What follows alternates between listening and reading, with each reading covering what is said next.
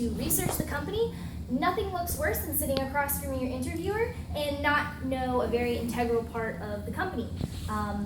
If they mention something about the mission statement that you don't agree with or were unaware of, your face of shock might be involuntary and communicate something that you were not intending. So, on top of that, the point to make the first move is very important. Body language, as we all know, communicates your confidence very well, so you want to extend that hand, make a firm handshake, make eye contact, and smile, because you want to communicate personality as well. So the first part is to arrive prepared and make the first move, and Jessica will tell us more about how to interview the interviewer. Okay, so along with interviewing the interviewer, you want to make sure that you have an organized, set of questions to ask. So one of the initial questions that you may want to ask are things about the position and things that you probably didn't know from your research from the company. Not so much, oh, what does this company do? That would be retarded. Stupid. But you want to make sure that the next set of questions that you ask are questions about advancement and promotion, and making sure that you make it clear to them that you are here to advance in the company. You're not here to just sit in one position the whole time you're here. And the third thing that you would really like to do are ask questions about the interviewer. That seemed to work for me in my last job interview, and I got the job. So asking questions about how long they've been with the company, what about the mission statement resonates with how they do their work ethic are really good questions to make them seem like you're being interested in what they're doing, along with what their mission is for the company. And you just want to make sure that you have a conversation. You're not there to be nervous, but just make sure that you're comfortable in the position that you're in currently so that you can advance to being an actual employee in the company. And along with being prepared and also doing the interviewing interviewer, you want to make sure that you let your personality shine through in everything that you do throughout that interview. So you want to make sure that the tell me about yourself question or statement, that you make sure that you are showing that personability, that caring, that outgoing, and that hardworking work ethic, so that they're not only hearing you say something, but they're actually seeing it as you're in the interview. That goes a long way because it gives you credibility and it takes you a long way.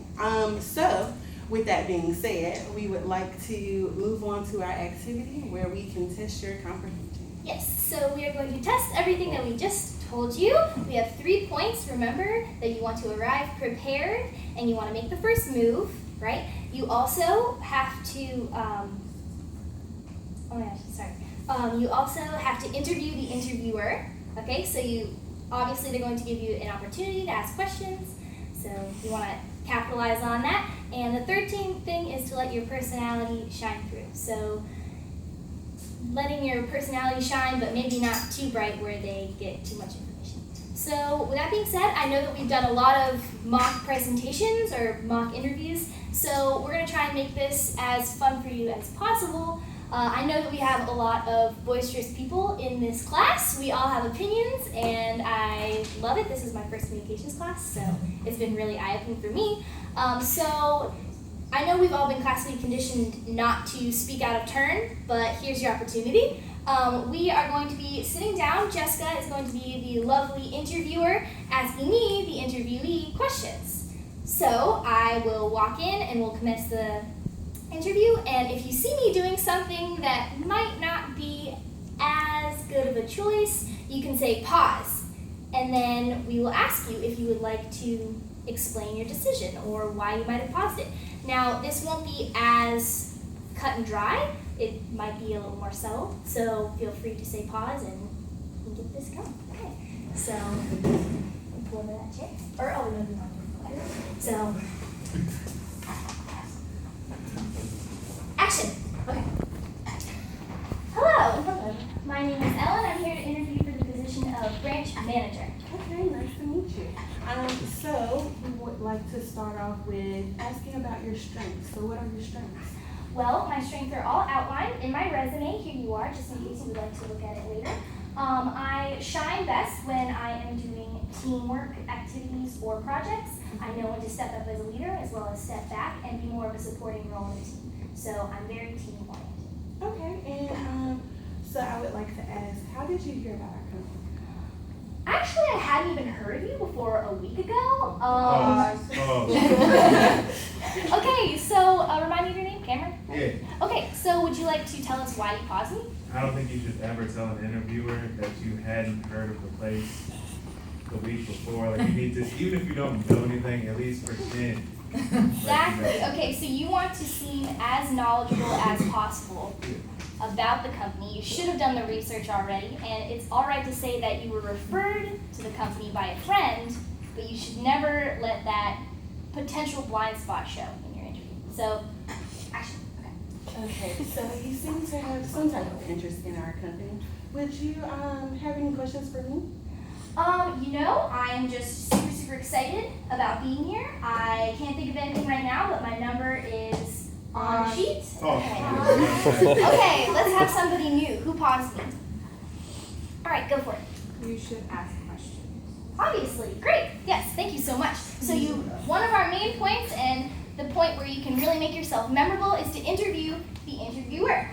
So, a couple of questions that I could have asked them. Jessica knows a couple of really good ones. Yeah, so since I like to add accents to my wardrobe, I would ask questions like, what are the limits on the dress code?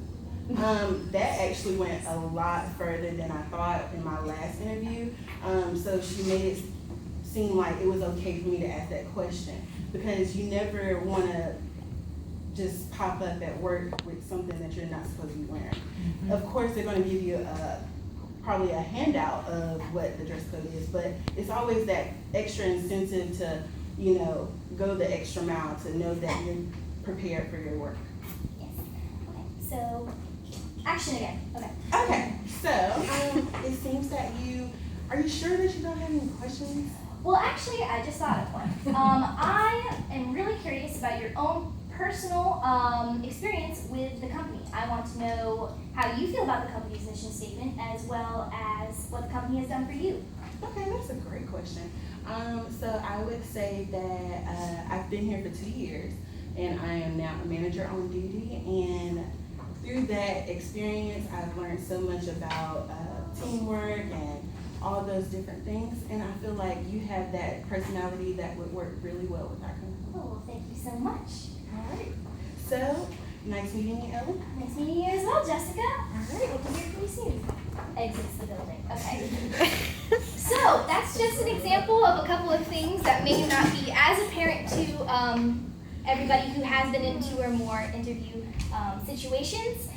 Some things are more blatantly like, you can't do that, and some things are more like subtle. So, there you are. Hope you